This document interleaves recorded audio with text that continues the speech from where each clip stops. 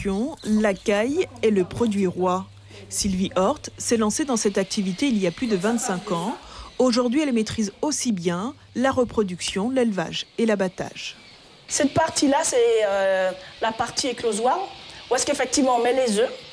Et au bout d'un certain temps, il y a des naissances. Et ensuite, on met les cailles en sous-éleveuse pour la chaleur. Et après, on les transvase dans un poulailler. En Guyane, 50% des chefs d'exploitation seraient des femmes.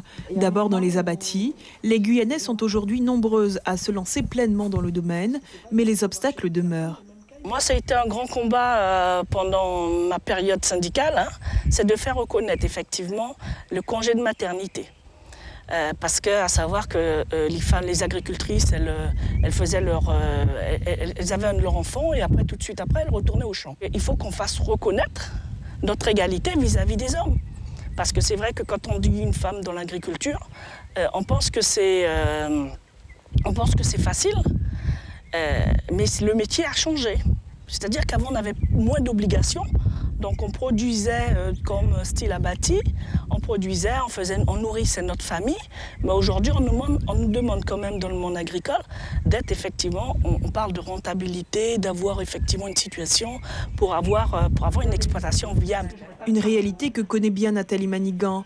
Chef d'exploitation d'élevage dans l'Ain, cette militante agricole intervient depuis plus de 10 ans auprès des exploitantes. Une première visite en Guyane et un début de constat. Les difficultés qu'elles ont, nous on les a eues, mais il y a 30 ans de là, quoi.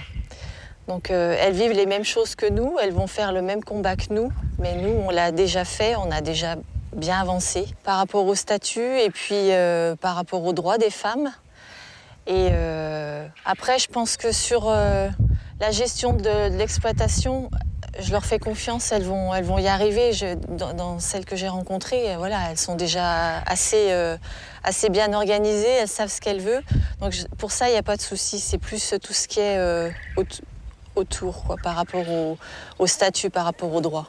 Nathalie Manigan poursuivra ses journées d'échange et de conseils avec des agricultrices de l'Ouest et de l'Intérieur.